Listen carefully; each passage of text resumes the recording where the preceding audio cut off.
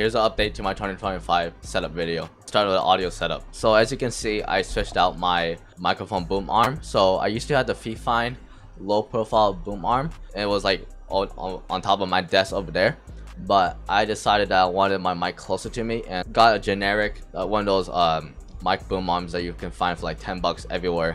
So I got one of those, and then now I have it installed on my desk, and it's been really well. But anyways, the headphones that I use is the Audio Technica M40X, and this was $100, and I really like these headphones. They're like really flat sounding, but that means that like there's no like unnecessary heavy bass that in like many video games where it just sounds really annoying and stuff. I made a video about these headphones before, so you can just check it out. And the microphone I'm using is the K688 from Fifine, and I really like this microphone. It has really nice audio quality, and it's also connected using XLR cable to my audio interface, also from Fifine, the SC3 audio interface, and I think the audio quality is also really good as well. Like what I use for gaming and productivity and every single day work. So right now I'm using the Rooting 60 in a Tofu 60 case, and so I think I'm never gonna upgrade my keyboard like ever again unless like the keyboard breaks. And I'm just gonna get another Rooting, because there's all these like new keyboards that come out. They promise like so good features and shit, but like if you don't care about the software and you care about like the lowest price and all that stuff, then get those keyboards. But what I really liked about Rooting is the software is just top notch. And then what I use as my main productivity mouse is the Pulsar X2 V2 Mini. And I know many YouTubers for productivity, they use like the MX Master 3S, and I did buy that mouse, but I hated that mouse. I did make a video about me hating the MX Master 3S, so if you want to know why I really hate it. But overall, it's just that the MX Master 3S weighs 120 grams, whereas this only weighs around 50 grams. And the shape of the MX was just really annoying to me, because I mainly claw or fingertip grip, and I really like that it's so small I can just fingertip it. And then for support, I just use my wrist, and I haven't had any wrist pain at all, and it's really nice. And I don't really need all that bells and whistles that's on the MX Master 3S. And then for gaming, what I use is the Mad R. So right here is the Mad R. It's really nice, and it's only 38 grams, and it costs around like $50. Well, it costs $50 like right now, but when I got this, it was $40, and it's really nice quality too. It's like barely any flexing at all. The only thing I found out like after like 6 months of playing with it was that one of the side buttons is more mushy than the other one. Like this one over here, the front one, like the most front one is fine, but the back one is like more mushy than the other one. So if you use side buttons a lot, like in Fortnite for building and stuff, you're gonna feel a little bit. But if you don't like mushy side buttons, I want to recommend this mouse for you. But if you really don't care, especially for the price and what you get, I think it's a necessary trade-off. It doesn't really matter to me that much. And for 40 bucks, it's crazy. Mouses cost $100 right now, and they don't even weigh that's this little. So it's just insane to me that people are paying like $120 for the Pulsar Crazy Light that weighs basically the exact same as this mouse, but costs $80 more. And then for the mouse pad that I use is the Wallhack 4.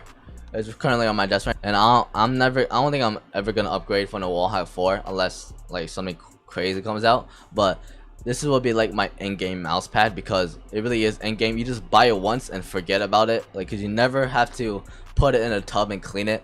All I do is just grab a cloth and just wipe it down every time I get to play or some shit like that, and it takes literally 5 seconds. It's so much more consistent compared to a cloth mouse pad. Over time, as your skin cells get on the mouse pad, your cloth mouse pad is gonna slow down because of all that dust fucking skin cells all like living inside it. So it's disgusting as shit too, so it just slows down dramatically. But the glass mouse pad is just gonna stay at the same speed forever basically. Okay, so the monitors that I'm using, the main one I'm using is the 4240p 24-inch monitor, and then the second one up to the side of me is the 24-inch 1080p 75 hertz monitor. I really like the main monitor I'm using right now. It's a 24-inch 4040p monitor.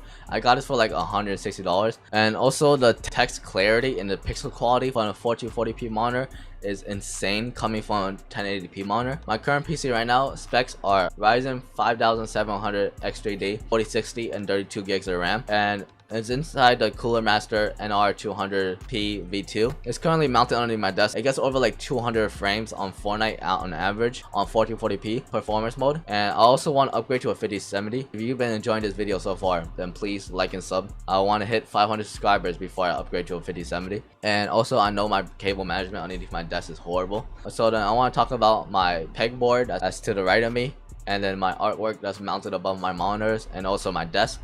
So on my pegboard right now I have a black PS5 controller. Speaking of my desk, it's just some cheap $100 standing desk from Amazon, and I did spray painted black, which took me like a week because I'm retarded as shit. I forget that it's a standing desk, so I just use it sitting down. I don't even like try to like stand up with it. The artwork that I have above my monitors, above my setup, is the biggest one is from Mentality, so it's like a canvas piece. Pretty sure they still are selling it on the website. And then the second one to the left of it is a hand drawn painting from a friend of mine. And then finally, the chair I'm using and sitting on right now is a IKEA chair. It's an IKEA gaming chair. I'm never gonna pronounce the name. This was my first chair basically ever, and the FlexiSpot sent out their OC1 office chair to me. I didn't make a video on that, but I decided that I had enough of the OC1. I really tried to like really stick to it, and like just like I don't know, I just didn't want to buy a new chair because chairs are fucking expensive as shit. And then I got the OC1 for free, so I was like, damn it, I have to stick with it because I don't want to fucking spend money. But then the OC1 was just like the mid back support, like over here, like they had lumbar support, right? The lumbar support was perfectly fine, but then the mid back, there was literally nothing supporting your back, like on the at the top over here. So it was just super like fucking annoying and just really uncomfortable to sit in.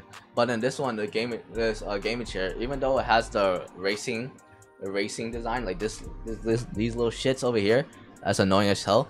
But I'd rather stick with that one, stick with this shit, because at least it has the mid back support, so I don't like feel like I don't get like fucking arthritis in my back every time I sit on an OC1. In conclusion, that was my 2025 setup. And I know I made one in the beginning of the year, but I made some upgrades and some changes to the setup that I think warrant a new video about it. If I missed anything and you have any questions, just let me know in the comments below. If you want to support me even more, you can follow my Instagram, and also there's a Patreon in my description. See ya.